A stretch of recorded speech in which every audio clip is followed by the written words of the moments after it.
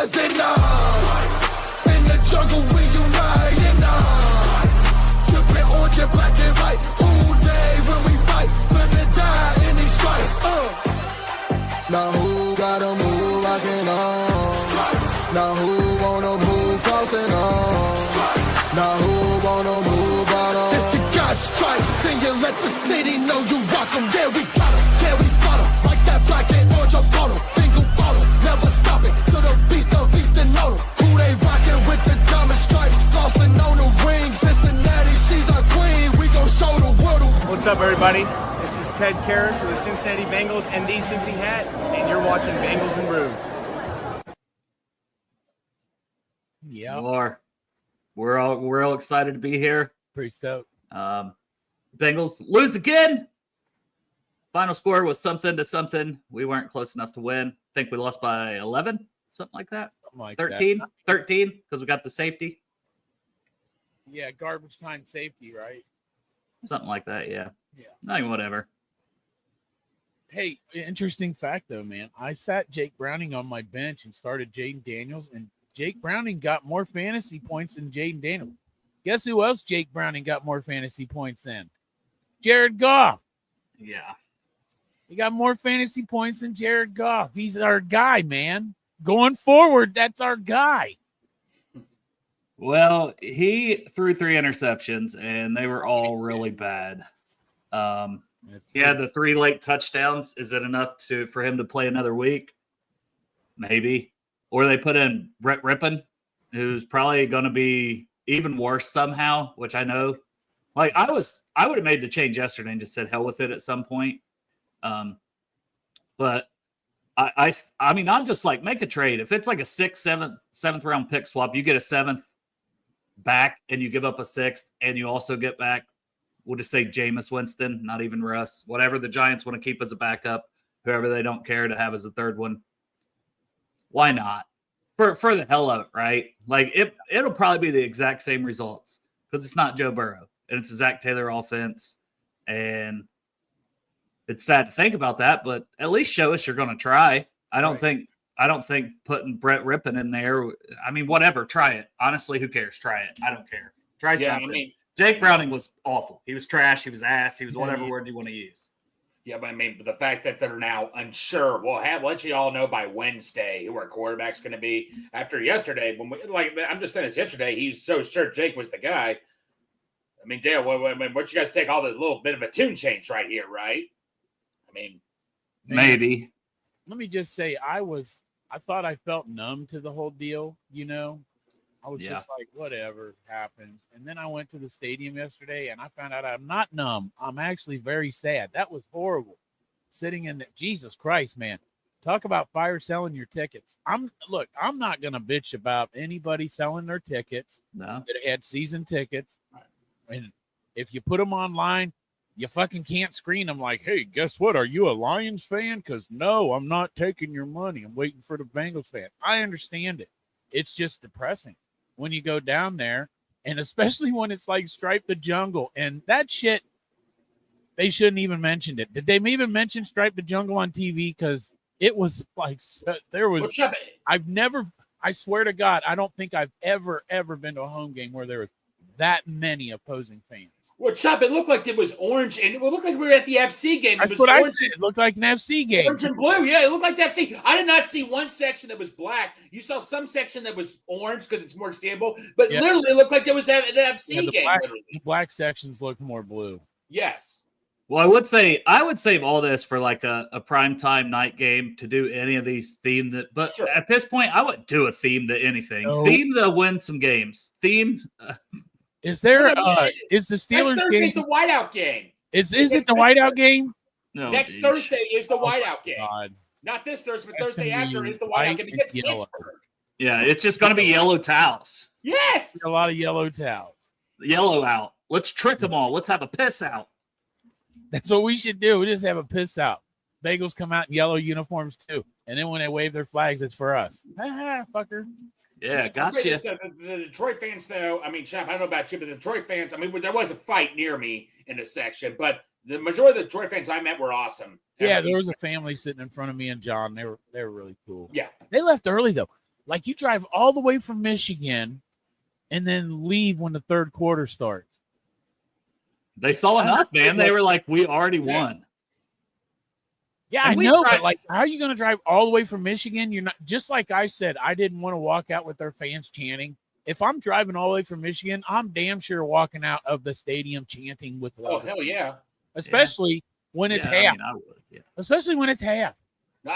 I tell you what, the last time I seen that many Wave fans, well, it was when we played Green Bay, when Giovanni Bernard went over the line. We won, but I've never seen that many, even with Pittsburgh, I've never seen that many fans from an opposing team attend in my life. Yeah, and we talked about this quite a bit, Anthony, on our show on Friday, so I don't want to like sit here and rehash it, but my opinion really hasn't changed. I do just think maybe it's time for Zach to go. Still appreciate everything he's done. I just don't know how you keep going forward with the performances. And I mean, it was still an awful offensive performance. Like there was a lot of national guys putting how many quarters it had been since we scored a touchdown, all this stuff. And then we had that awesome one to Chase, which is like, oh God, there's another Browning interception. No, I mean, it looked like, hey, it's a great throw. But a great job by Chase keeping the feet in. Then the deep ball to Chase where he just juked Amik Robertson out of his cleats basically and was wide open. And then we had another touchdown to T. We moved the ball a little bit more. We had some penalties sprinkled in there that kept some drives alive for us. But, I mean, I just hope that late surge on offense, that's not indicative of the game. It never really felt that close. The offense certainly didn't feel like, oh, it's just fixed now. You know what I mean? It's kind of like, oh, the Lions are giving you a chance here to make some plays a little bit. They had nobody in their secondary either. They kept having corners go down. They already had some out. Guys were just dinged up left and right for them. You still have to make plays. We made some. That was great. It was fun. It was nice to see Jamar Chase go over 100, have a couple touchdowns, still look like the Jamar Chase we love to see. It's still always going to be nice to watch that guy play football and be electric. It's cool to have him on your team. Yeah.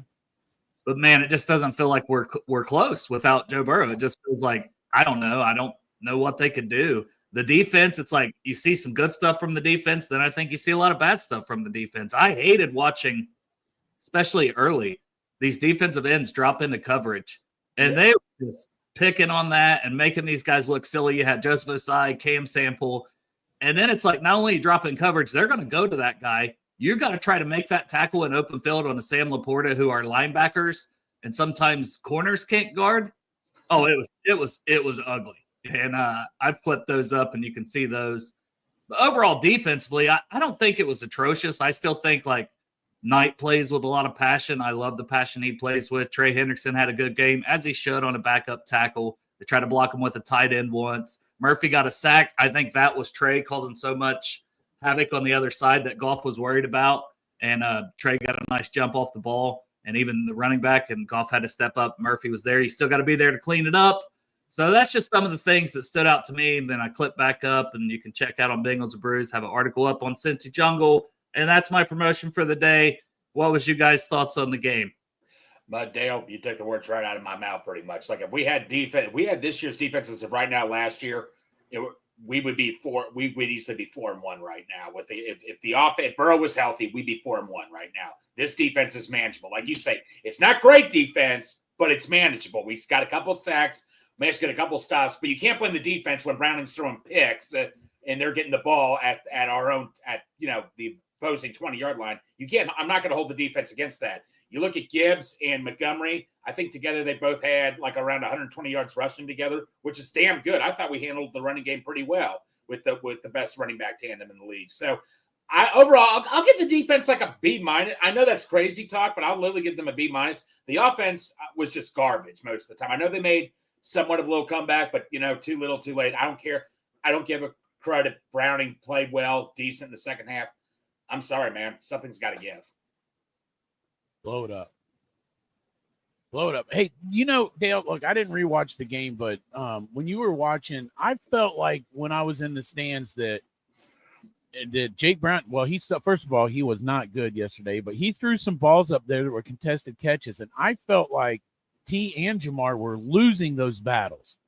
And I also felt like, I don't know all these defensive schemes and shit like that. And I was telling Santori, like, is that what they were playing? He was like, a lot of time, because I could see it looked to me like Jamar and T were both one-on-one, and Jake wouldn't even look a different direction. Jake looks one side of the field and throws the ball. I didn't really see him scan the field, look over to Jamar when he's open. And then the other thing is, like I said, I did feel like there were catches that usually Jamar and T, contested catches that they make, that they didn't make. Now, that being said, Jamar made a hell of a catch in the end zone. Like, it was like triple coverage in there. I didn't even when he threw that ball, he was going to get picked off.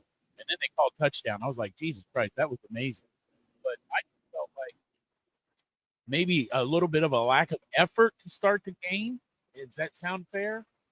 I don't know if it's a lack of effort or what, but I'll go back to the first thing you were asking about, which is like some of those balls that Jake threw. Like there was one to T on a deep ball, and the guy made a good play and knocked it out. I do think T probably could have made a better effort there. But if Jake throws that ball, and the announcers talked about it during the game, if he throws that ball inside, there's no one over the middle. There's no safety help over the middle. And, I mean, T's running into the end zone with it there, and he throws it back toward the sideline, so it becomes a contested catch when T had the guy beat, and there was no one over the top in the middle.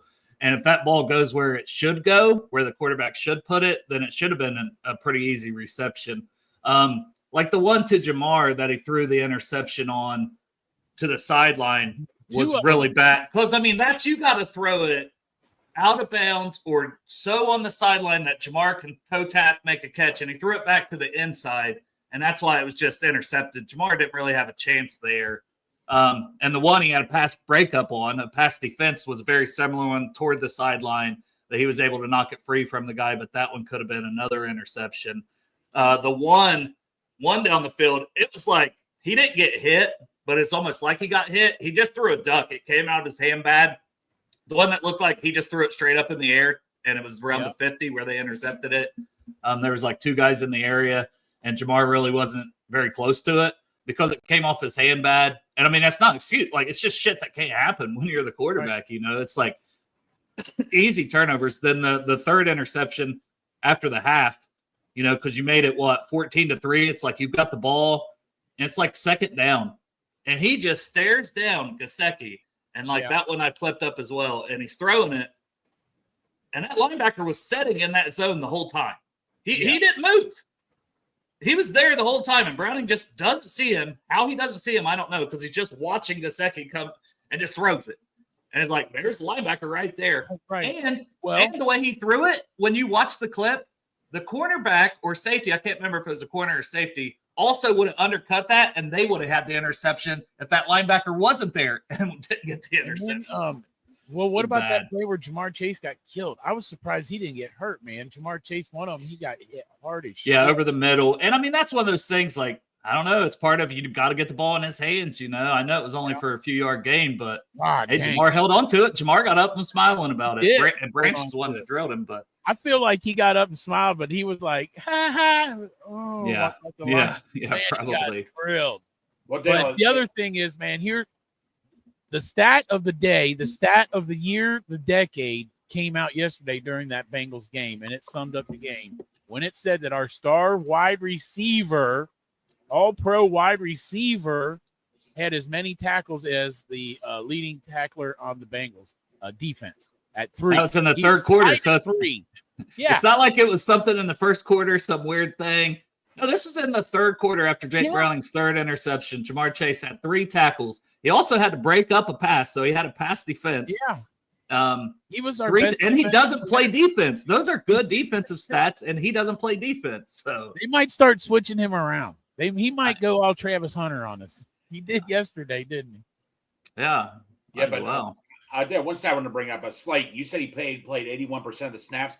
Slayton did pretty well yesterday, didn't he, on a couple of plays? He did okay. I mean, I thought he held up decent and run. Like, his grades are never good if you look at the grades, but I honestly just don't even care. I don't think PFF grades nose tackle, run stopper types good at all. Chris Jenkins is really low. I know Chris had one really good play for a tackle for loss. He sheds the left tackle. He sheds the fullback, makes the tackle in the backfield.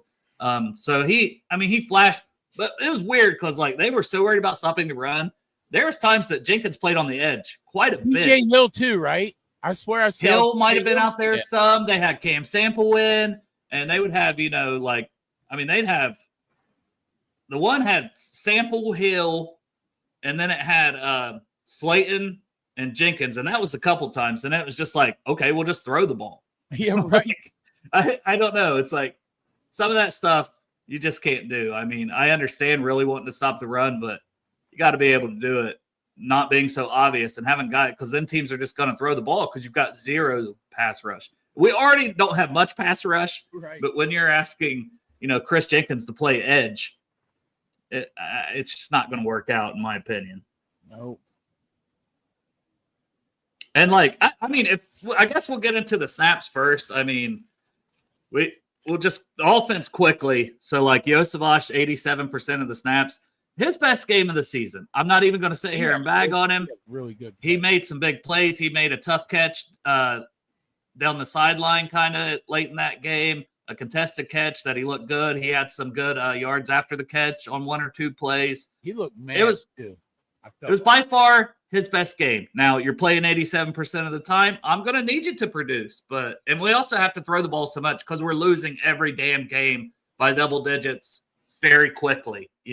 We're playing catch up too much, which allows teams to tee off on you. It's frustrating. Chase Brown, he only had 53% of the snaps. P. Ryan with 47. So they almost went with a complete even split. Now, maybe part of that's because you're like, we are going to have to throw the ball so much. We trust P. Ryan to be in here as a blocker more. And the smasher too. I felt like they were going to make the switch to P. Ryan because he's more of a punch someone in the face, man. The holes are bigger for him too, and it's weird, and I can't explain it. Maybe because part of it is they think he's not going to run the ball. He's in there to pass protect and catch passes out of the backfield. So when he's in there, the teams aren't as dialed in as they are to stopping Chase Brown. Because it's weird because, one man, you could have drove a semi-truck through that hole that he had up the middle. And I was like, what the hell? But then he bounced another one to the outside. I do think P. Ryan's doing the best he can when he's in there. Chase Brown, I don't know. It's still not working, and it's not all on him. It's the line, but he's not making anything extra happen, I don't feel like. I do not know why they don't try Taj Brooks in there during the game. Yeah, a little bit, right? Just a little bit. During the game, on offense? None. Not even a little. Dale, there was one play by Dylan Fairchild. I'm not going to judge the player on one play, but there was one play. He let the guy go right by him. He was trying to help out Orlando Brown with Aiden Hutchinson. The guy just went right by him, and that's how we got the safety because of Dylan Fairchild. And I know Rivers probably didn't do any better or anything at guard. What is the deal with Risner? Because I was talking to Sensi James before the game. I guess they started Rivers over Risner. But no, James pointed out, is Risner still hurt? No, he played a snap yesterday. He's not he's active. He could play. They're just going with Rivers. And honestly, I thought once you played Rivers, that's what you should do. Now, I am going to clip him up individually. So I did more defense today. I rewatched all. But I haven't focused specifically on each lineman, but I've got all those clips of all the line ready. Just got to, zero in and do that. I know grading wise, and flip over to that real quick. They didn't grade well. Fairchild was a 38 overall, a 38 pass block, a 38 run block, 37 run block. Well, it was bad. And obviously that safety was atrocious. I mean, we all saw that one, right? We'll see how bad it was. I thought the line blocked good, especially in the first half. Mm-hmm. Now, when you have to throw the ball in the second half, you're going against the time. You're trying to catch up. It makes it tougher on the O-line, and I'm not blaming them. It's still got to be better. I thought Orlando Brown still had some really bad moments, getting beat with speed. He looked slow. Ted, he's late to move on some things on stunts and twist, and that's worrisome. Is Ted losing a step too? So both of those guys worry me. I thought Mims looked pretty good. And the grades, I believe, Mims was our highest graded O-lineman, 70.8 in pass pro. Now they moved Hutchinson quite a bit over on Orlando too, because they were looking to take advantage of the weaker link. And I mean, right now it's Orlando. I mean, that's just being honest about it. Of the two tackles, he's such a dude. Yeah, and Mims has had his struggles too. But I'm saying, I think he's had more games where he's played a little better, like this one. And Orlando's had a really rough stretch. It feels like over and over outside of one game all season. that it's not been good. It's not been near good enough. And I'm sure he would say that too. So I don't feel like I'm saying anything that he wouldn't say himself. Yeah. And then Rivers' grade, like he was kind of in the middle of the pack for our offense, but like it's a 45 pass block grade, a 60 run block grade. So overall 56.1. It's not good. I'm not saying that's good, but I'm saying when you compare it to like a 38 or what did Ted have? Ted had a 40.3 overall. So with a 40.3 pass block grade, I don't know. And like I said, I'll clip this up so we can judge it. I don't think PFF's the be-all, end-all, but it's a good starting point. And based on that, I'd like to give out the information. Based on that, the O-line sucked dick. I mean, just by those numbers, you know what I mean? We'll see when we break it down and clip it up a little more. I definitely can say I thought the first half was much better. It's just, and Browning had some clean pockets and was stuck on one read and throwing bad interceptions. And then the second half, probably a little up more of it was on the line a little bit too. That's my opinion, just watching it. Yeah, it wasn't pretty to look at. And I saw that Tina said earlier, did Ted have another false start yesterday? Yeah. Yeah. And this one was legit. He like rocked back before he snapped a little bit. So this one, unlike that other one last week, this one was, and Orlando had a couple penalties. And honestly, could have been close on that long Jamar Chase touchdown. I went back and rewatched it, slowed it down, zoomed in. He I think timed it perfectly, but man, those are one that they could have called where he moved a little early trying to get out there, and that would have negated that Chase touchdown. It was close. So I'm going to give him the benefit of the doubt because they didn't call it. Right. But he's always trying to move and get a quick step out there because he's never been the most athletic guy, and now that I feel like it looks like he's lost a step based on play this weekend. He almost has to do that. He has to cheat it a little bit. And he's doing it and getting some penalties. So I mean, it's rough right now. It's rough. And so I didn't say his grade. His grade was a 43.1. You want to know his pass block grade? The lowest of all, 29.4. God. It's rough. It's rough. And I think, now listen, it's never as bad as what these grades somewhat seem. But when you have big miscues, you give up sacks, the PFF grades are going to tank because of those big plays. So just for everybody that watches that, because you might watch it back and you might watch my clips and go, oh, man, that don't look like a 29 grade. He did good 90% of the time. That's fine.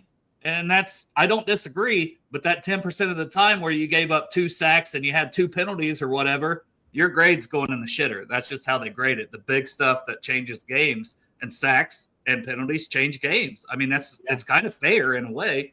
I do want to say real quick before we jump to Dustin, get his thoughts because he just came in. But I do agree. We should just keep those rookie guards out there because we're fucked. I mean, so you got to evaluate this talent. So keep your rookie guards out there. Risner's only signed for this year. Patrick's only signed for this year, I think. So keep your rookie guards out there and see what you got going into next season, because I think that the biggest thing on the board to do this offseason is get that offensive line. Not saying that'll be done, but that, to me, that's like the biggest thing that they have to do is retool this offensive line. And you got 2 rookie guards in there, so we need to evaluate the talent and see where we're going to go moving forward. You know what never needs evaluating, though, Chop? What? Midwest Best Barbecue and the Chop Shop, proud sponsors of the show. You never have to worry about evaluating any of that because it's always there at the right place at the right time. Well, except with the exception of Monday and Tuesdays, that's when you go shop for your Chop Shop shirts for Monday and Tuesdays to get ready to wear the Midwest Best when they open Wednesday. But those 2 are always there for you all the time. You never have to worry about it. Right, man. You're going to look good as being a loser. Well, to be fair, I don't have a Chop shirt on, but I'm usually working out a little bit before the show starts. So, Chop Shop. No, because I'm wearing those to work and stuff. Now, I don't know if I'll wear the one with my own face on it. And I said, what kind of douche buys a T-shirt with their own face on it about their own draft guide? I said, me. Yeah. And someone was like, a pretty big douche. And I was like, I don't know. I said it, so you guys can say it. Like, yeah, that's a douche move. I did it anyways. I like the shirt. I'm going to support Chop Shop, and I like the shirt. Man. It's a draft guide shirt. But draft guide shirt. Yeah, so I don't know. I wouldn't say bitching, just going through different things, Dustin. I will say this for PFF grades real quick. DJ Turner is 79.3 coverage grade per PFF. I might have to actually clip up some of his play. I know he had a nice pass breakup, at least one I remember. Thought he might have got there early, but it's okay. But yeah, that's a good grade. I said take all these grades with a grain of salt, but the line was bad as expected. I thought Rivers was decent, but I got to clip it up. Mims graded out pretty well, Dustin. That's kind of where we're at with that stuff. And then we've talked about, we've talked about all kinds of shit. Chase Brown, snap share is half and half. Yoshi had his best game. Where do you want to go with it? That's what you've missed. And you can take it anywhere. Yeah, so you got it sounds like, what was it, the left side of the line, or just, where do we kind of the left side was atrocious, and it's been like one or the other almost every week on the PFF grade wise. Yeah, they're both in like the 30s. Ted 40. So like basically that whole left side and the center, center on out left. Yeah, bad yeah, this week. Which doesn't meet the eye, because I watched yesterday and watched a little bit of it back painfully last night before I went to bed, and I wasn't like, I don't know, I wasn't like, I didn't walk away like offensive line play was the problem with the game, No, I would agree with that. Yeah. I was trying to explain as you come in, this like that safety that Fairchild gave up, that dropped his grade like crazy. Any big play like that, Orlando had a penalty or two and gave up, was probably credited with at least one sack. It's going to drop your grades really low. Now, every other play might have been solid. I'm going to clip that stuff up, but just I wanted to toss that in there again. I was talking about that. I mean, and again, anytime you're playing from behind, which we were, it doesn't just give your offensive line the best chance against pass rushers. We got into a situation where, once again, in typical Bengals fashion, where we're having to drop back constantly. And any pass rusher in this league, I mean, O-lines in the NFL are just being completely dominated. I mean, look at the Eagles yesterday. Like, Lane Johnson was having a full day with Nick Benito the entire game. I think Hurst was sacked like 5 or 6 times. Now, I'm not trying to do these like comparisons, but just, I think it's contextually speaking, it's important to note. This is going to sound weird and kind of crazy, but this was like the first game that I walked away like shit. Like if we had a different quarterback, we're either in that game or we compete to win. Because I felt like the rest of the team, outside of a few spots here or there, against a really good damn Lions team that had just been moving the ball up and down on most teams, and just kind of decimate. I mean, they hung 50 on Chicago, did whatever they wanted with Baltimore. I thought our defense held pretty well. I think we held the Lions under 4 yards a carry. Like, they got loose towards the end, but for the most part, I really liked how our defensive line played yesterday. I thought they went toe-to-toe with that great Lions offensive line. Now, again, when Decker was out, that helps. Yes, when your defense – and I think they got around Sewell a couple times too. So Murphy had that one, and I like somebody asked, was that an actual stunt or did Osai just kind of get pushed upfield? I said either way, it turned out to be a good stunt that Murphy got his sack on. Yeah. So I wasn't like we were manhandled yesterday. I thought for a lot of the game, like Jameis Williams completely disappeared. I think he had an end around. Amon-Ra St. Brown had his normal 100, but it wasn't like he was killing us. I thought our secondary, I think what they did is because we went to a lot of the bear fronts and they were able to isolate our linebackers, in pass coverage, which struggled. I mean, Sam Laporta is a great tight end. I mean, the Lions are going to get theirs. This is a really good offense. Yeah. But, 2 games ago, you can kind of explain away the loss, kind of hide Jake. I mean, we know he's been terrible the whole time, but you could say 5 turnovers, like maybe that changes the game. Denver, you could point to, although I thought the offensive line played good to start, but you could say offensive line, the defense didn't have their best night, which that's going to happen to defenses. This was a game in which it was like pretty clear and obvious, like just piss poor quarterback play just cost us the entire game, Yeah.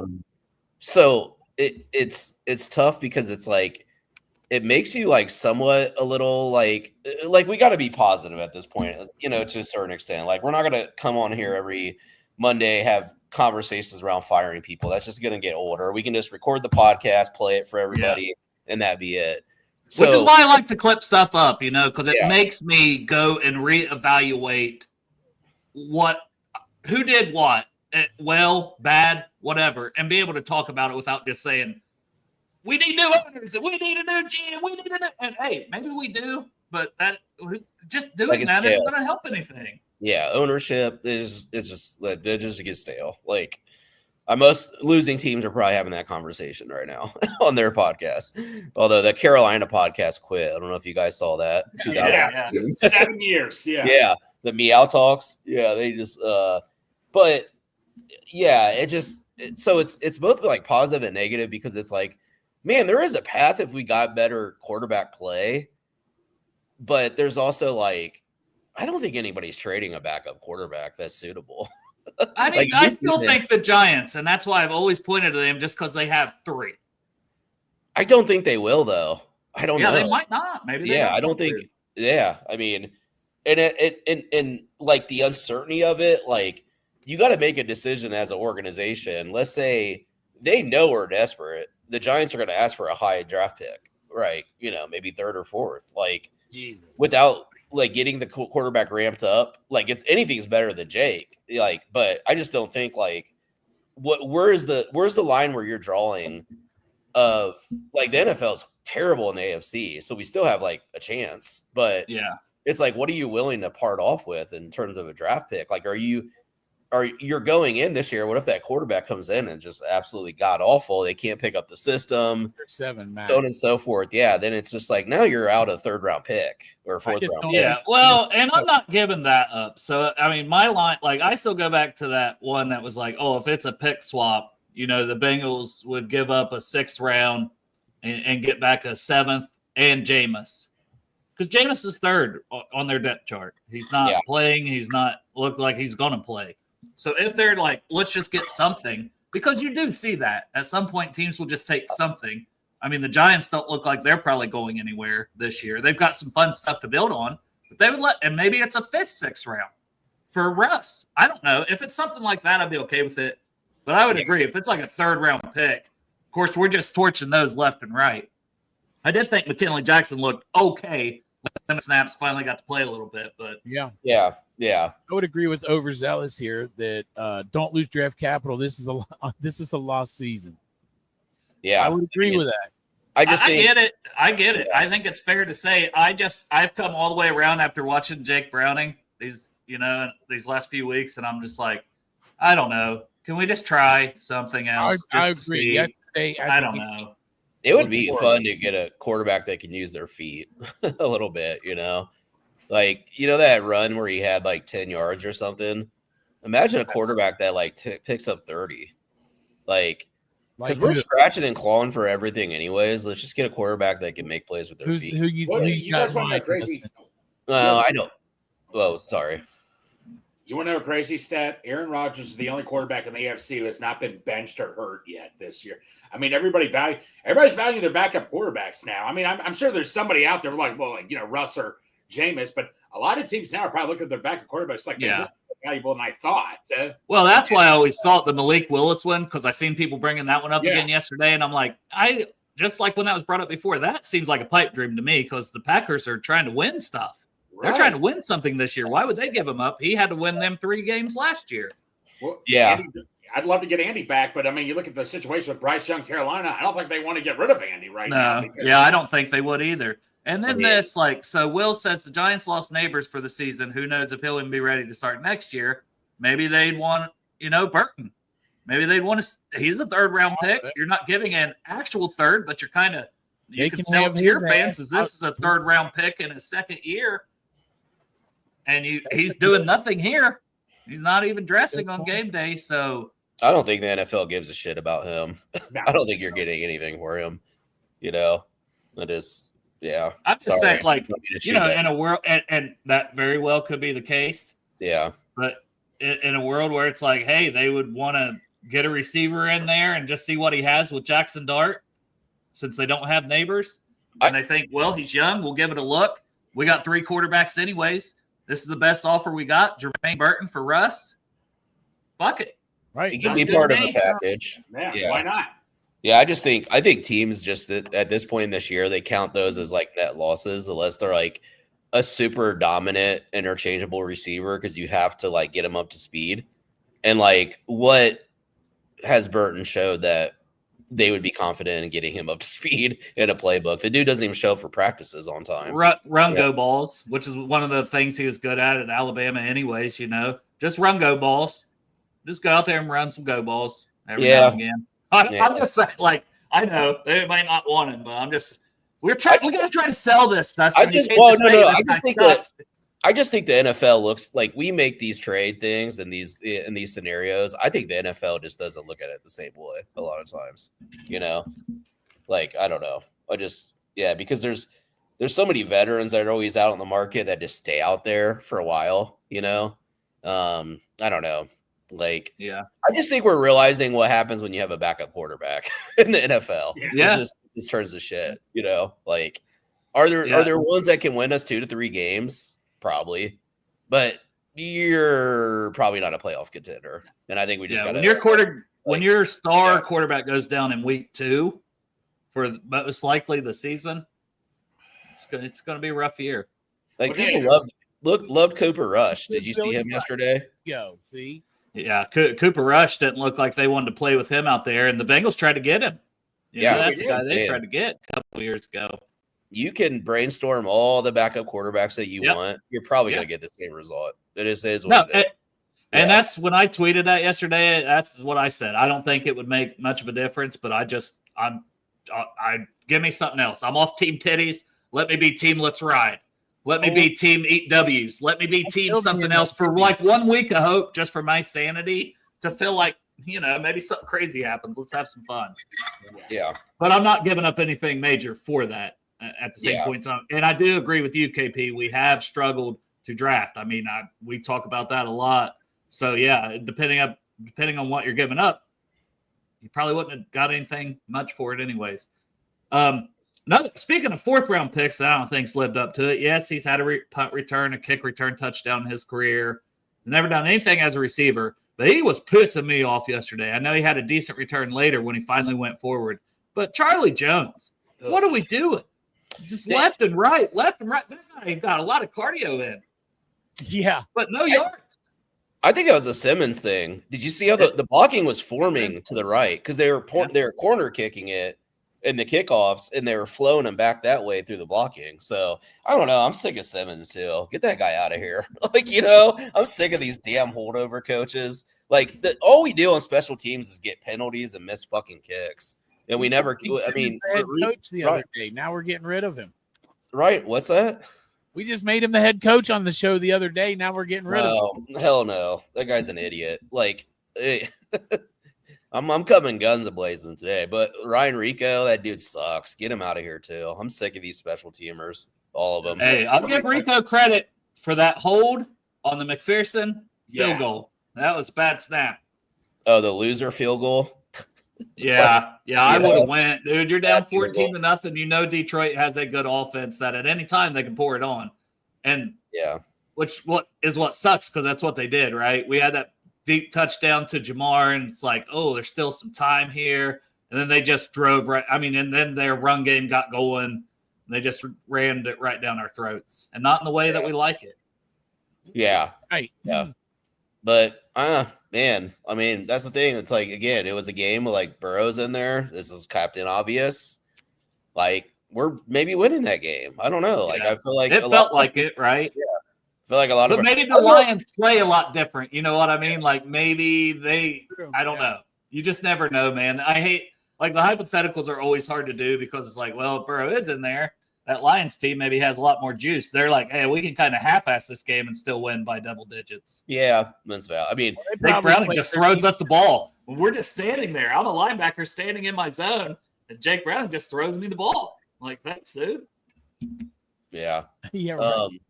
Dale, they're not using Noah Fant like how I use him in Madden, buddy. What the Yeah, they got to get a hold of you about that. Yeah, He didn't do anything yesterday, but I mean, Gesicki didn't do much. He had some stuff late.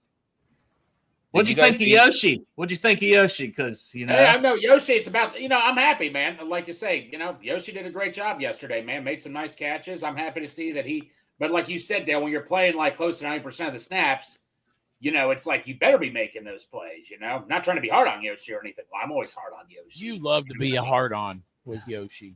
But I'm just saying, but like you said, though, yeah, he better be showing those plays when you're playing that many snaps. Yeah. I actually was looking. So, again, this is not like some of these things get swept under the rug sometimes. I will say the Lions are playing some really good coverage on our receivers yesterday. Yeah. I did not see a lot of separation. Yeah. No. Like, I mean, Chase played a hell of a game, but there was a few routes where dude was at his hip. You know what I mean? And like part of that's like, dude, I got Jack. Jesus, I got Browning as my quarterback. Do I even try to juke this dude or not? The one route was excellent, but like the Lions were dropping DBs all over the place yesterday. I mean, honestly, his name might end up being like Jack Brown Eye because he may have to go into porn after this because I don't think NFL quarterback is his long-term future. He can go in there with his girlfriend. Well, Jack Brown Eye. Yeah. You like that name, Chop? Oh, yeah, I do, especially if the girlfriend's in there too. Let's go. Oh, yeah. And Team Titties is back on. Right. I just poured one out for Team Titties. Team Titties is back, baby. That's the thing. It's like he's horrible, but he's probably playing the best that he can. He's just not an NFL caliber. Yeah. You know what I mean? It's like we could it's easy. Obviously, they're getting paid. Us as fans, we're gonna talk shit. Well, he's on a contract year too, man. So yeah, he had a somewhat. He'll be back next year. Don't worry, he'll be back next year because they still Weeks ago, we were all talking about how Jake Browning is playing, and he could possibly play himself into a starting role on some team next year. But didn't happen. The other one being swept on the rug is Chase Brown's been terrible this year. Like they had him isolated on a linebacker, Anzalone, and you couldn't juke him. He just no shiftiness. Like there's a few plays if he breaks one tackle, and this was the thing that we always said about Mixon is why doesn't he break tackles? If he breaks a few tackles yesterday, those 5 to 10 yard runs or 30, he's not playing great either. Yeah, we kind of talked about it when we talked about the snaps before you got on here. So it was almost a 50-50 snap share. He had 53 to P. Ryan's 47. I said a lot of that's probably because you're down pass protection-wise, why the snaps were what they were. But it also just, like Chop said, it looks like P. Ryan runs harder. Dude, he had a lot of bursts yesterday. Yeah, he did. I was like, whoa, he looks like a young running back the way he was able to burst. Man, Ryan, when I think of P. Ryan, I always think about that time that he won the angry run. And was it against Tennessee or was it Carolina or whatever, where he stiff-armed and just smashed a guy into the ground. Yeah. And that's P. Ryan, man. He got that. He don't fuck around. You don't want to fuck with P. Ryan. I just want to see Brooks sprinkled in earlier in the game. Just a little bit and let him run. Give him a series in the first half. Yeah. You know what I mean? Why not? But let me ask you guys this: how is it the screen pass is always terrible for us, but the Lions throw a screen pass? I mean, before tackling, Gibbs just plows over everybody in the end zone. Why is it the screen pass always to a wide receiver always does horrible? Coaching, it works hell against everybody else. Coaching, practicing, preparation, details. Did you guys see this interview from Vrabel about all the kickoffs the field goals that gotten blocked, and just how into the details he was about what they're doing to prepare for that? That's just are we doing those little details, right? How many times a screen pass is a very detail oriented play. To me, it's are we practicing the details? That's not to say I'm sure the coaches are prepped. I like a lot of coaches that we have on our staff, but those are the things, those detail oriented things that really separate great coaching from marginal to bad coaching. Well, I feel like it was the time when we were actually moving the ball and we were thought, oh, maybe we can make it 14-7. We ended up selling for a field goal, but I think it was that drive. We had 3 or 4 decent chunk plays. We were hitting some stuff over the middle, and we ran this screen out to Chase Brown that lost us 5 yards. It just, and these screens are drive killers, Yeah. And I don't know, man. It's bad. Like when we use them and how they look, how they execute them is just not good. And I feel like they know what's coming. I think it was Sands that clipped up something that I seen where Tyleek Williams like dropped down to a knee immediately knowing like a double team was coming and they were running right at him. Like, it's just like, how do teams know what we're doing? Right. Yeah. Like Taylor? The Lions did not drop a safety in the box maybe like one time yesterday. So like when you're throwing into those like 7-man coverages, like you're really not getting much. Like, they just blanketed everything. And then obviously the opportunities that Browning had, he didn't take advantage of them once again, forced it. Like that pass over the middle that got intercepted by Anzalone, that would have been intercepted by like 3 different dudes, Yeah, I was talking about that. The guy there was undercutting that too. Like he just kind of lobbed it out there, and he stared down Gesicki the whole time. They knew where he was going because he was staring it down. He is a one-read quarterback, like almost all the way, all game long.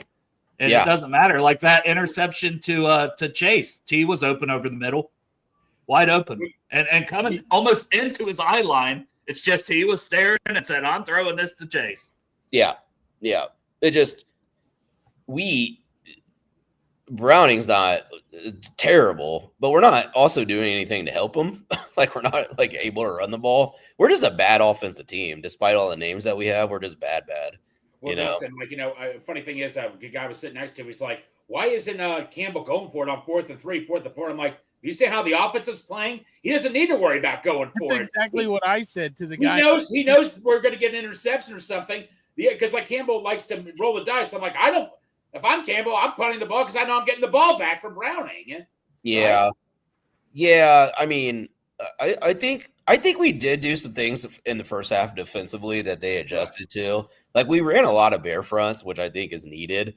But again, that shows you what running the ball in the NFL can do for you. Even though, like, let's say you don't even run the ball that well, just the threat of it opens up so many things. Like, you know what I mean? It's just just janky ass offense that we have right now. And the coaching, I mean, again, it's just like, I don't know. It's just disappointing. Like offensively, with all these weapons, it's really disappointing. What did Zach mean by I thought we were going to win if we recovered the onside kick? You still would have been down by 10. It's not like it's a one-score game if you would have recovered it. It's just Zach being Zach. I don't literally take anything from anything he says. And honestly, man, we should have recovered it if Evan was just a little damn stronger. Yeah, he tried to like pick it up with his feet or something, Well, McPherson had it. Our little buddy was in there trying. It was like, "Good job, little buddy." Yeah. Yeah.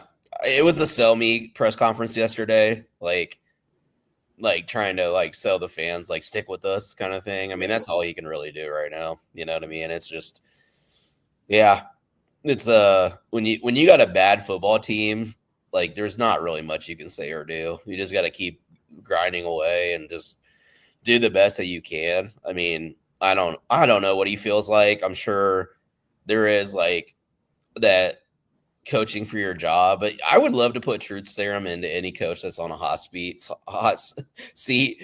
If there is like that normal extra hour of tape that they grind when they're like not on the hot seat, if they do that when they're on the hot seat, or if they're like, yeah, fuck this, I'm getting fired, I want to go home and mess around with my old lady. Anyway, I mean, we underestimate home.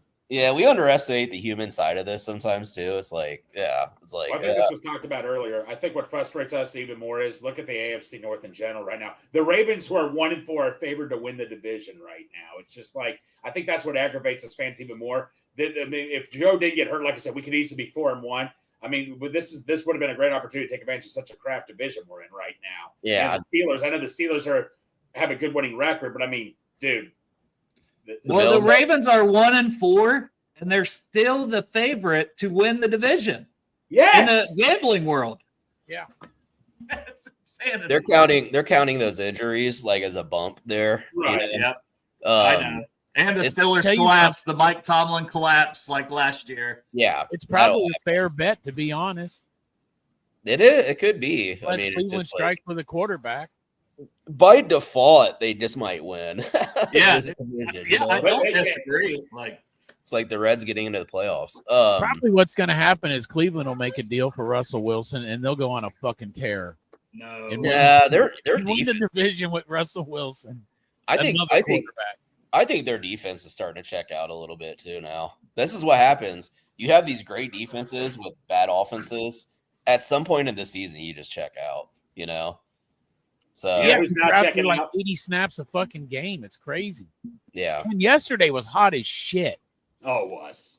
Well, I mean, the Bills haven't played good for 2 weeks. Like, they look just okay.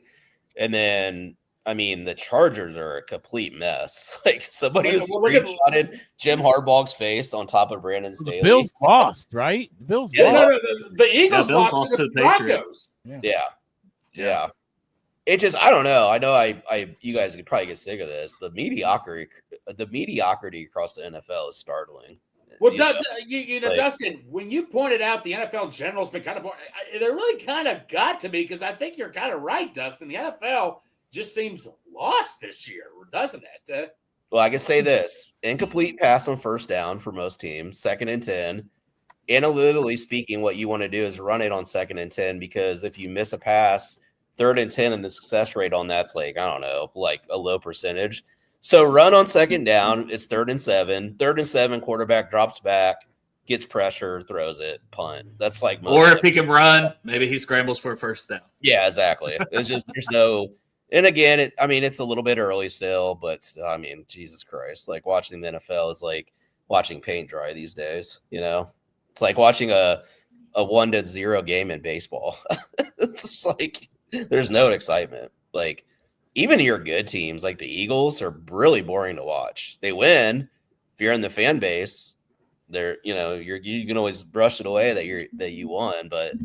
Like if you look at like their EPA and their offensive like output, it's pretty bad for a winning team, you know. So What do we? All right, so like Miles Murphy only played 13 snaps, 21% of the snap share. I know that they were doing those bear fronts and different things and putting different guys in there, but man, is that not like he's a big dude? You'd think he can hold up against the run and still give you something as a pass rusher. It seemed like a game he should get more snaps than a lot of other games, if anything. yeah. Like, what do you make of that? Just they have no faith in him overall? Even after getting that sack early in the game, you would think, all right, maybe we'll get him in there a little bit more. Maybe he's got some juice now, you know? Yeah. Yeah, I'd like to see. I think it sucks because I think Al Golden's doing an okay job. Like I think I agree. There's certain things that you look at. I'm getting to that. I just think like he's probably trying to feel his way through stuff still in the midst of this like chaos, you know. I will like to be interested to see like once Stewart comes back next week.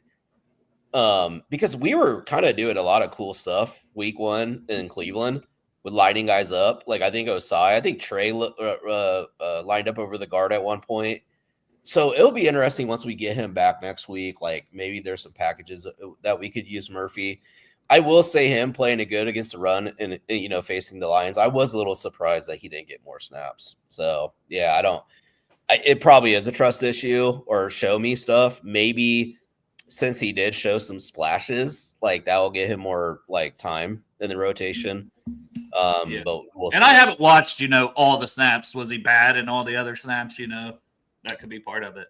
Yeah, that's part of it too. I didn't get that deep into it. I just kind of watched it over just to kind of like, reaffirm some things that I saw.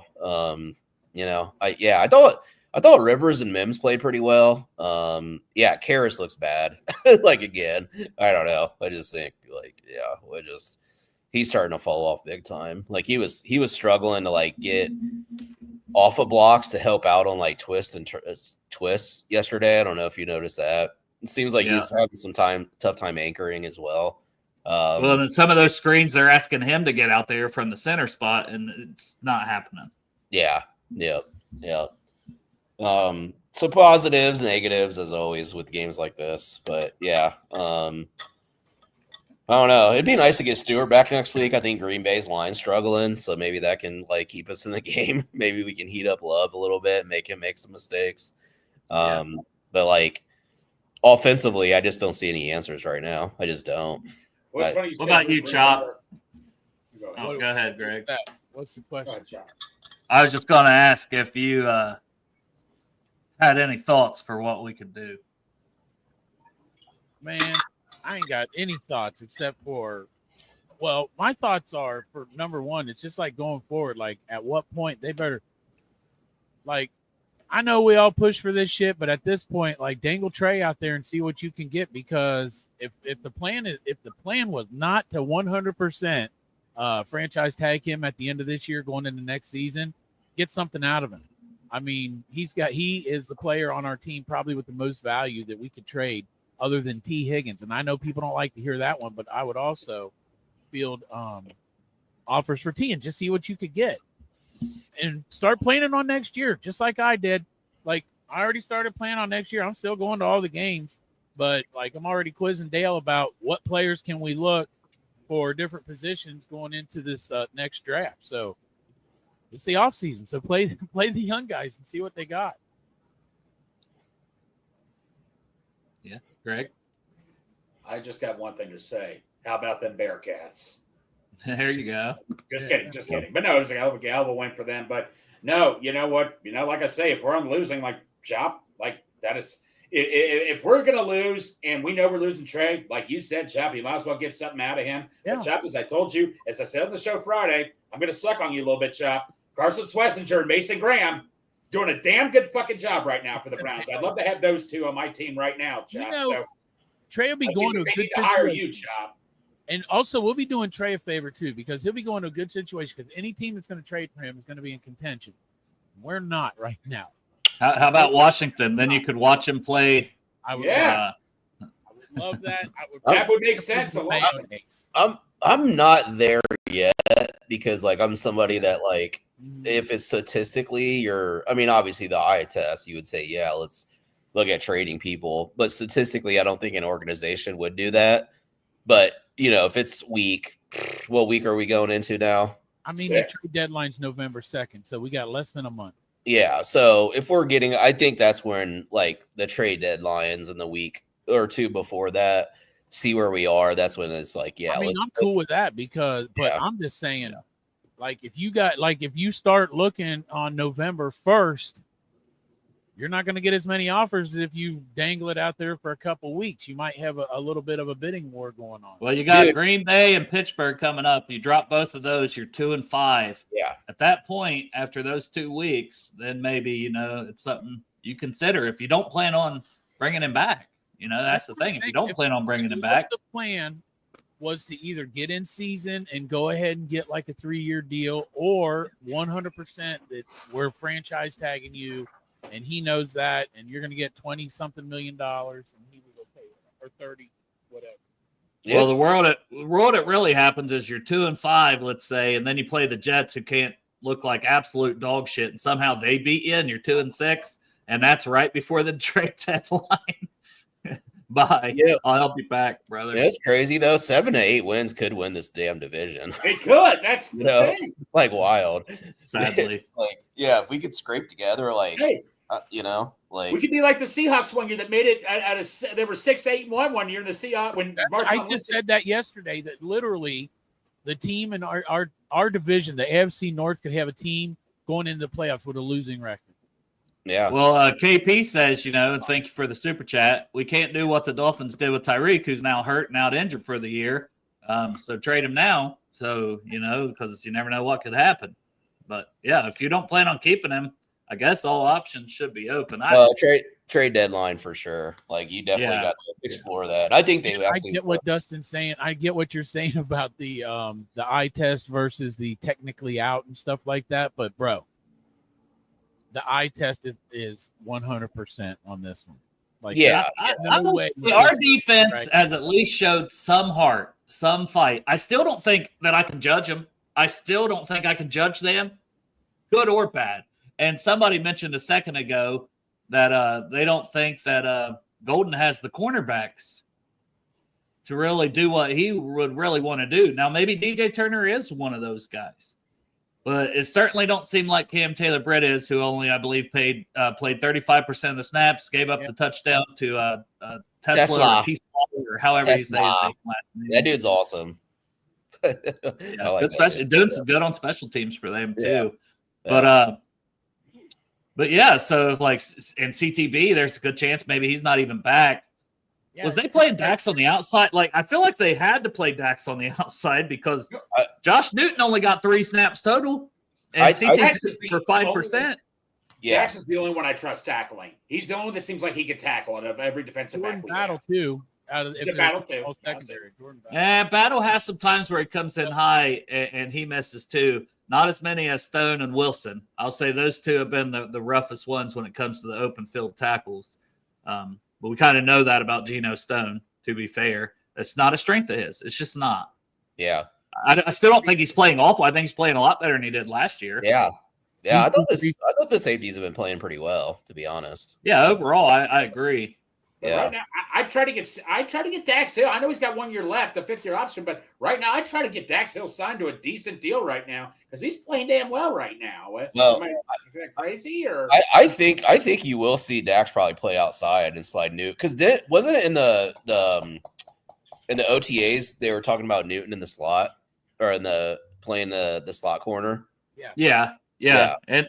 But I mean, obviously yesterday was one of those weird games where they were gearing up more anything to stop the run because, I mean, that's what the Lions do.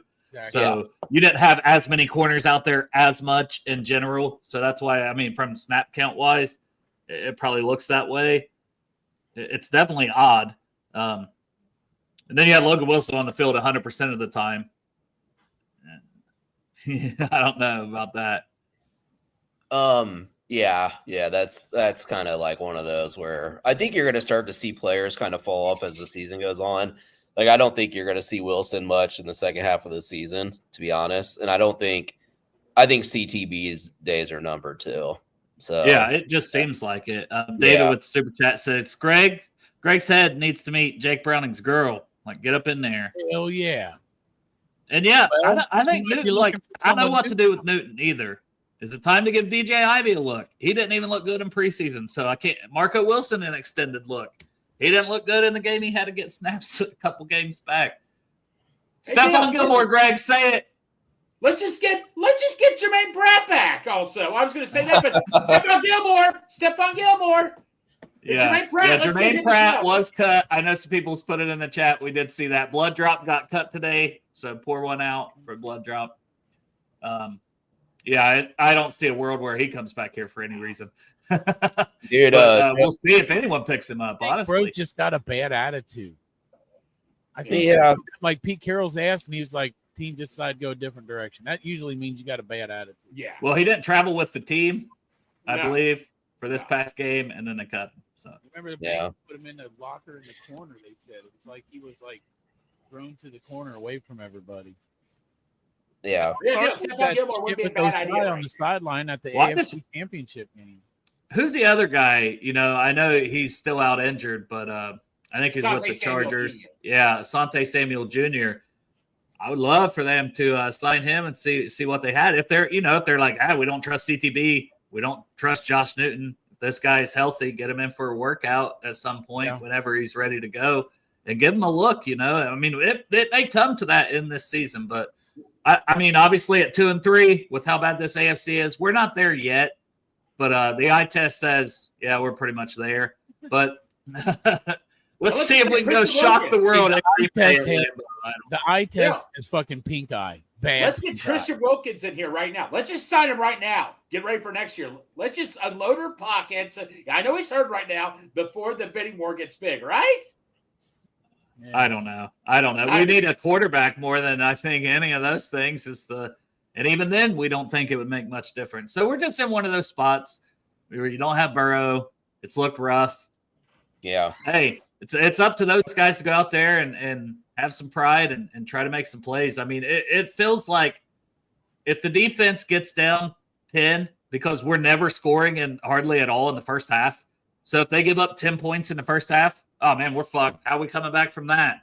Now, I know we hit some plays late in that game, But that's when we were down 20-some points when that started. It's just hard to live in that world and expect to have many wins on your resume. Yeah, when you score only 3 points in a first half, like you're not going to beat anybody. I don't care how good your defense. I mean, the best defenses can only hold up for so long before they're on the field too much. You get tired. Man, it would be nice to see what our defense looks like if we could at least just manage to put some drives together. And we don't even have to score on those drives. Just don't go 3 and out every freaking time, Like let's give our defense out every time. The Lions got some penalties that gave us first down. Well, and also we didn't always go 3 and out. It might be 1 and out because we were throwing an interception or getting a safety. Yeah, that's true. Yeah. That's the thing. 2 and out happened. Let's say like Charlie Jones would get a return to the 50. I'm still not confident our offense could pick up now to get into field goal range. I can't tell you how many times we were like around the 50 or you're like just a couple yards out of field goal range, and I'm like, I'm not feeling good about this. So. No.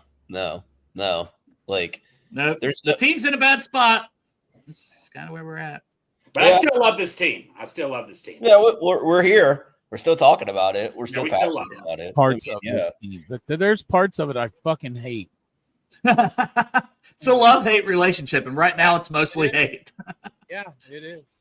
Yeah. I will say I do like this year's draft. Like how some of the players are playing. Kill me for that, I guess. So, like, maybe we found some guards. I don't know. Fairchild's I know. Up and down a little bit the last. Fairchild needs. I'd like to see him start playing better. Rivers, I just don't know how you could turn back to Reisner or Lucas Patrick's going to be coming off IR. I think I would just roll with unless, and I don't want to do this to his growth. Like you put him at left tackle because that's what he played at Miami. If Zeus is so bad. You kick him out to left tackle, but I'm afraid that would just Askin Rivers play left tackle in the NFL when I think his best position is going to be right guard. If he makes it anywhere in the NFL long term, it's going to be right guard. And he's shown enough, I think, through these first couple games that he feels like he could be a guy for the right guard long term. So if they went back to a Patrick or Reisner, I think that'd be very short-sighted when those guys are on one-year deals. Now, if he starts playing like dog shit, whatever, right? And it's just like we don't want to run his confidence anymore. But right now, I think he's holding up fine. I would let him keep playing. I wouldn't think about a change right now for Rivers. I'm glad we're talking about this because I was going to text you guys yesterday. Like, if we were winning, we'd probably actually be talking more about, like, Rivers playing so much. It kind of slid under the radar a little bit. Like, oh, dude, he started 2 straight games, and I think he's been okay. You know what I mean? Like, I think he's been fine. So, yeah. Oh, it's definitely something. I clipped him up last week, plan on doing it again. Probably putting out another article about O-line and some of those clips, but should be one coming up on Cincy Jungle for the defense and all the clips I put out today. So you can get them all in like one location.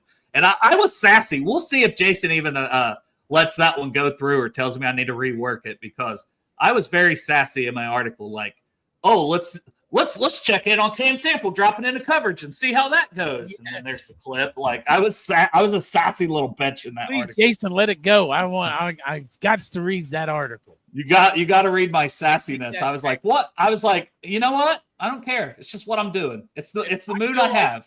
Fans want to see some of that. You know what I mean? It can't be bland. Have some sass because this horse shit sucks, man. Did you guys see Jaron May posted that Dylan Fairchild was wearing a brace and was walking with a limp? Yeah, I heard that. No, yeah. So that could explain. Yeah. He hopes he'll be available to practice by Wednesday or Thursday. We'll see how it progresses. Yeah. Well, who else?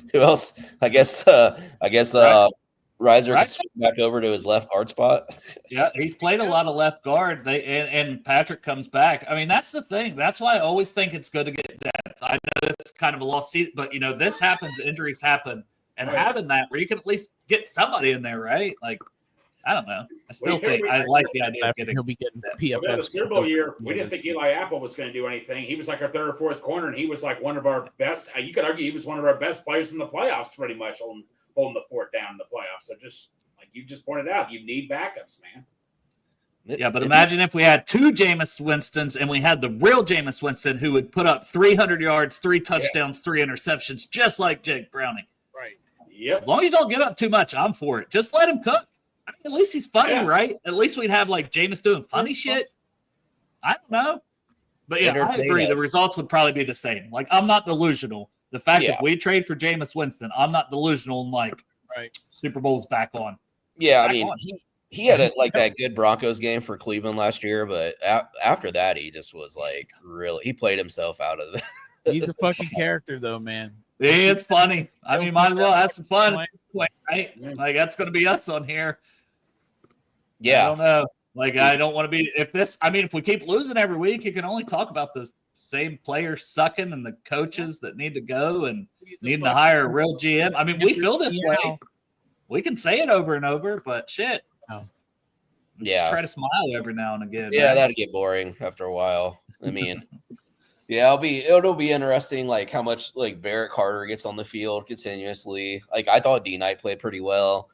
We're kind of like in it, but kind of still like evaluate. I mean, we'd be evaluating our draft picks anyways. Oh yeah, see how they're performing. So, but I mean, like some of these guys like getting more playing time, and I think like the lesson too here is like for some stuff is like just because a player played, and I think like this is the thing with CTB, just because a player played good in the past doesn't mean they're good now, right? Like Jake Browning had that rule. NFL got tape. CTB, he played really good his first couple of years.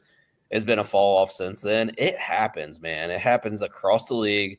It happens to a lot of players. I'm in that world where I don't have patience anymore. I don't think even the NFL is a development league. We like to use that term. I think it's more about using your players in the right positions for them to succeed. Now, obviously, through that, they're going to gain confidence and develop a little bit. But I'm to the point now, and I actually think you see it in college with NIL money.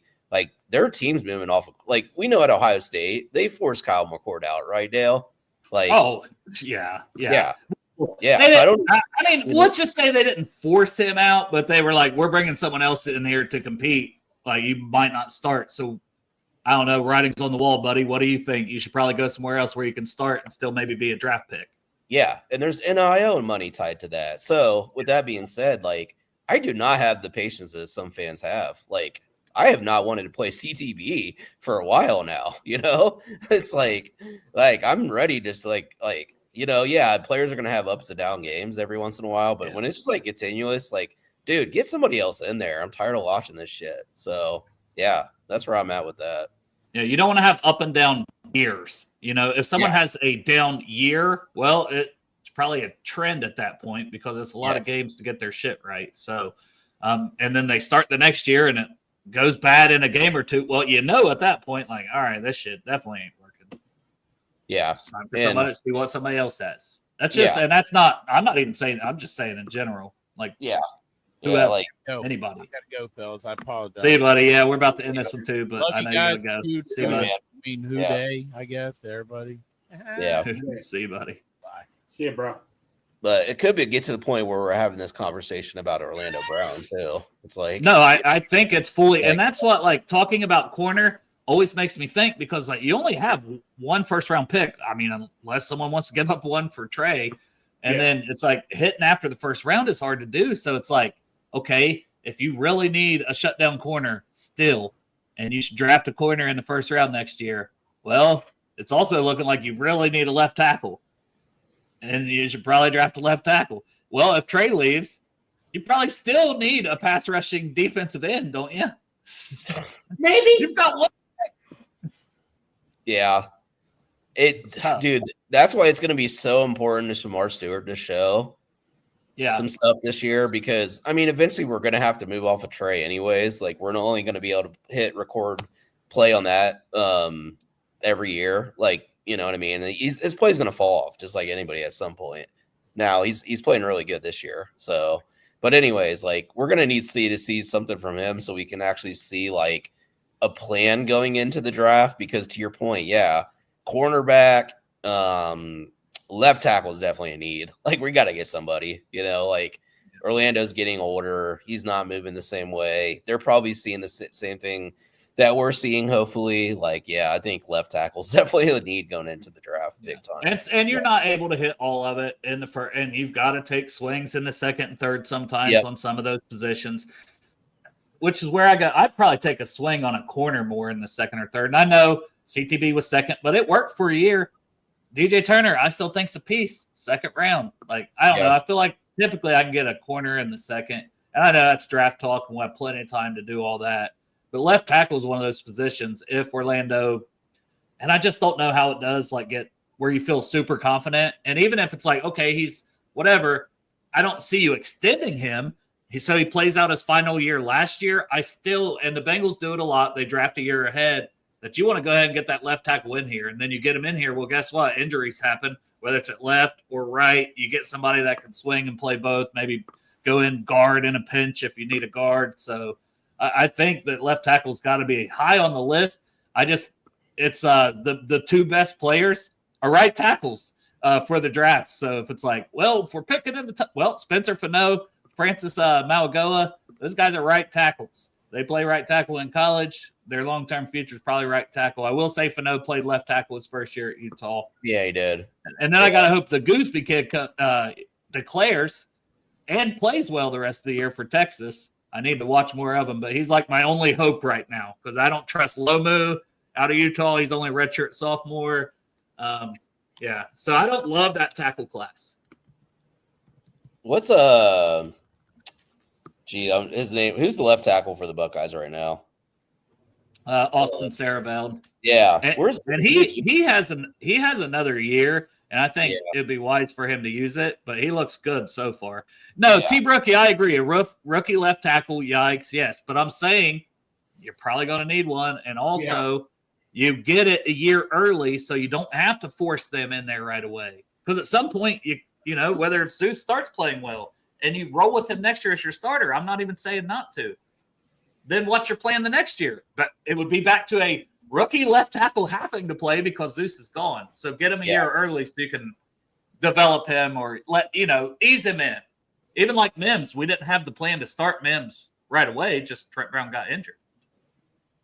We got to ease him in a few weeks even. I'm willing to say it. I think that's our number one need going into the draft next year.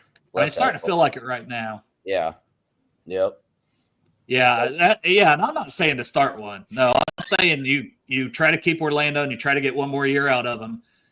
And honestly, if he's struggling again, and we got a long season to even continue to talk about that, but if he's struggling again next year, then after a few games, you've got that kid in there that's already learned, kind of like Mims was. And if you think he's ready, you put him in. But it's my early thought now with his struggles. And I hate talking about it because Zeus is a great dude. We all love Zeus.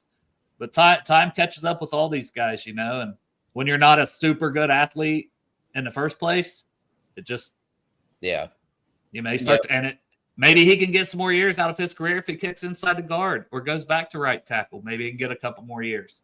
But playing on that left tackle on that island a lot of times is tough. It's tough for everybody around the league, not just him. Yeah, Father Time is undefeated. For it sure. comes for us all. So, all right, Greg, any parting words, brother? Because we're about an hour 20 in, so I feel like we should end this one. Well, I guess it officially got announced. So Sunday, there will be a watch party at the Fallon Warehouse for us at Project Game Day and all that. There will be raffles and prizes. So if you're around, you want to come out and chill out, watch the game. They got a cool Dale can vouch. They got a cool big screen there. You can watch. So it's a nice setup. Nice place. That's where we had our draft party.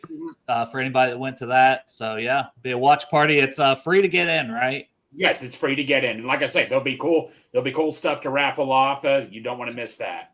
Now, if you're going to do the foaling or whatever, you do have to pay to do foaling. But if you're just coming in watching the game, that part, I believe.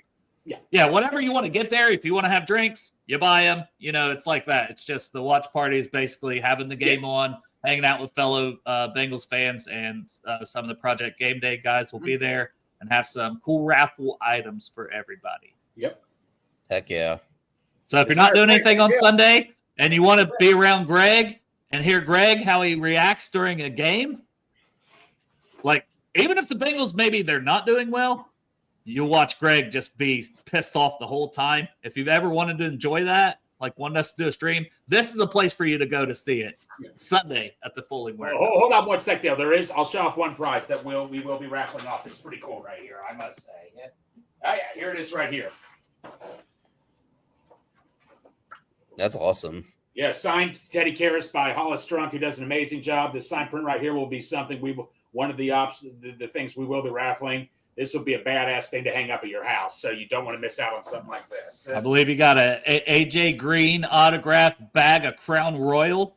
Yes, I do, and a signed Ocho Cinco picture, along with some other stuff. So, yeah, there's going to be some cool stuff there. Oh, yeah, and a pair of FC Cincinnati tickets. The only team in Cincinnati that's winning right now. Can't forget about your tickets. Raffling off some FC Cincinnati tickets. So, if you want to catch a soccer game, maybe you win that. Saturday, October 18th. I mean, and it's fantastic. I still think the selling point is just seeing you angry during the game if we're losing. But if we're winning, you'll see like Greg excited, maybe taking his shirt off, because when I've watched a game with Greg before, I've seen this man take his shirt off multiple times. Yeah, we'll see. I don't know if I'll get kicked out of the warehouse for that, but we'll see. Yeah. It's worth a shot. If Yoshi catches a touchdown, you're doing it. It might be requested. You might have people come in there requesting you just to have your shirt off the whole time. Exactly right. Yeah. But yeah, no, like I say, if y'all can make it, whoever can make it, yeah, it'll be a great time. Just chill out with some Bengals fans. We'll see. It'll be for a good cause. There you go. All right, guys. Well, we'll be back on Friday to preview that game versus the Packers this week. They haven't looked unbeatable the last couple weeks, and we don't look like we can beat anybody. So, yeah. Hey, no, you know what I hope happens? Let's play for a tie. Yeah, it could just be one of those. I feel like we've got one coming this year. Yeah, Green Bay has tied already this year. Yeah, it'll be the Bears. I'm calling it now. The Bears. Yeah. We're gonna tie against the Bears. Yeah, we have tie energy. We got big tie energy. We got big tie energy. Yeah. I can feel it. Yeah. All right, guys. Well, fun show. I mean, obviously the results on the field aren't fun, but we still have fun. We talk about the good, the bad, the indifferent. We have some fun. We have some laughs, and we appreciate the Brew Crew as always for tuning in. You guys are freaking awesome. And it's just football. It's fun. Life, it's meant to be fun. It's not very fun this year, but, there's a lot of cool people and a lot of fun things. You meet a lot of cool people through this stuff. So, at least take that, man, and love each other, right? Life is short, so love each other. Yeah. And also thank you for those who attended our tailgate yesterday and all that. Thank you for that too, by the way. Yeah. Yeah, absolutely, man. It's still showing those nominees a good time down there. Yes. Seth had a great time, and that's what it's all about. I mean, yes, sir. Obviously, you want to see the team play better, but when you're doing something like this for someone, that's all that matters right there. There you go, buddy. I still want wins, though. I mean, we get some wins. All right. It's not all that matters. I need some wins, Bengals. So just throwing it out there. But who day, everybody? Or